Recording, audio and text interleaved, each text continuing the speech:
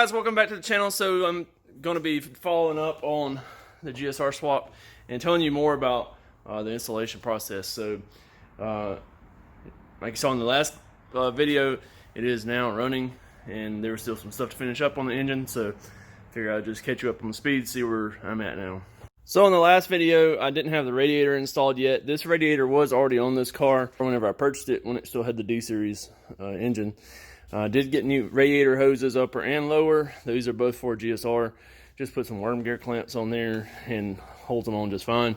The fan, I went ahead and wired it into the factory connector too.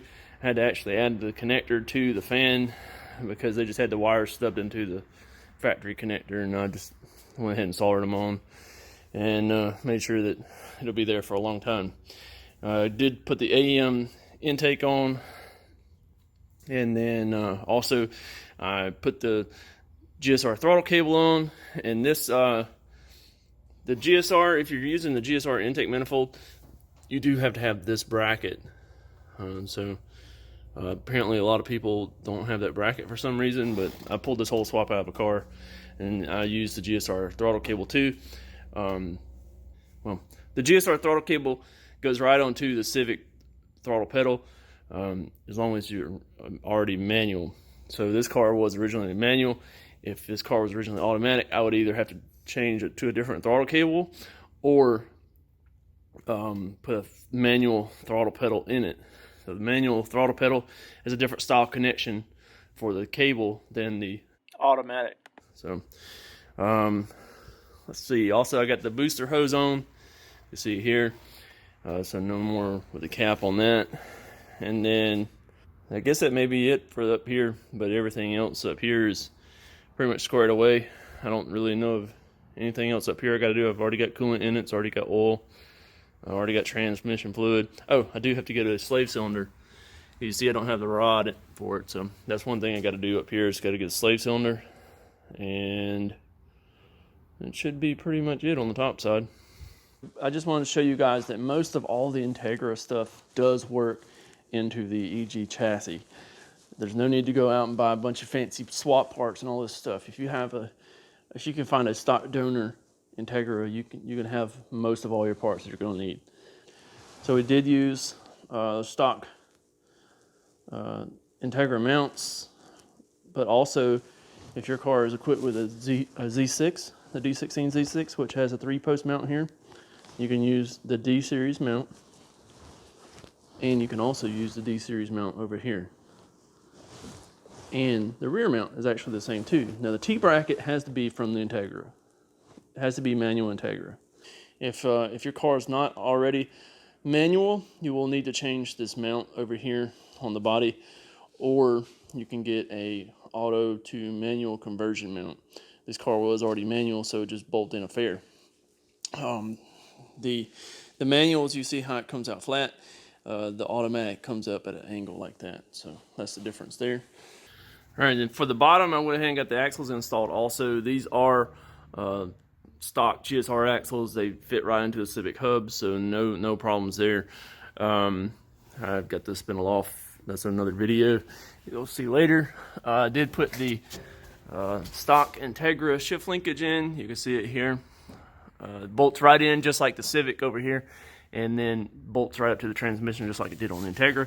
I do have to get the pin for the shift linkage in here. I just put a bolt in here just for temporary purposes, just so I can test it and make sure everything's working fine. You can see I got the header pretty much installed here. The test pipe I bought to go in here is too short. I bought the adjustable one here, but it's, like I said, it's too short even with all the pieces in it. And also this flange right here is way too big for the DC header, so I'm gonna have to figure out something to do with the test pipe, and then once I get the test pipe in, I will have be able to install my O2 sensor, because the O2 sensor is on the test pipe on this style header. So let's see what else I got doing down here. I think that may be it on the bottom side. Oh, I did go ahead and get the torque mounts installed also. So anytime you're running stock mounts or any other mounts, I do recommend running the torque mounts. So this one, the torque mount for the driver's side is built onto the AC bracket, you don't want to run AC on this, so we're just not running the compressor on it. But if you have a B series swap and you're putting it in your Civic and you want to retain AC, you can use a CRV AC bracket or a Del Sol VTEC. Don't mistake that for a Del Sol SI. It's a Del Sol VTEC. It came with a B16. So either one of those works. You can put the D series AC compressor right onto it, no problem. This here is still the GSR bracket. He's not running AC, so no need in putting a CRV bracket or anything. But we got a new torque mount here, and then we reused the Civic torque mount, the actual mount over here, because it was still good. The ones on the Integra were bad, so we got 2 fresh ones on here now. Well, not fresh, but fresh used, but good.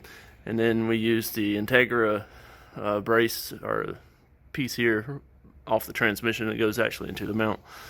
But all those are hooked up. You can see both of the axles are in, just sitting up here. And to install the axles, if you've already taken the swap out, you know how to get those axles in and out. But basically I always pop off the lower ball joint and then take off the shift fork here.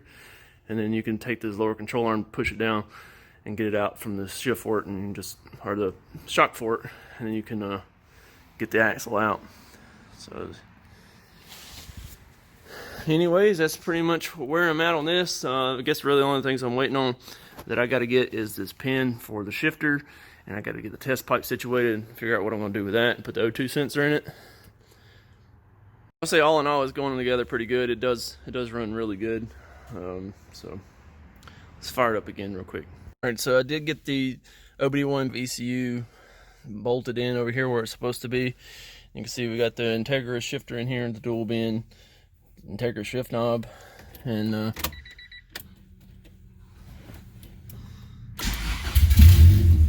fired right up. It's running a little rich right now because of the O2 sensor not being in it, and that's why the check engine light's on. So I did pull the codes yesterday, I think, and it was 41, which is the oxygen sensor. So I think once we get the oxygen sensor installed, it's gonna be good to go. All in all, I guess that's gonna pretty much wrap up the install of the GSR into the Civic. You know, obviously, like I said, I've got to do the pin there on the shift linkage, and I've still got to do the test pipe to, you know, button up the exhaust. But overall, it's a pretty straightforward swap. You know, don't overthink it, and you can do this too. So be sure to check out some more videos on this series. I've already covered removing the swap from the Integra, resealing the whole engine, doing all the wiring on previous videos, and then I'm still going to do a few more videos on this particular car. Going to be installing the front Integra brakes along with coilovers and camber kits, and then I'm going to be installing the Integra rear disc brakes with the camber kits and coilovers. So I guess it's pretty much going to sum up today's video. I appreciate you tuning in. I hope to see you on another video, and be sure to check back for some more updates. See you on another one. Peace.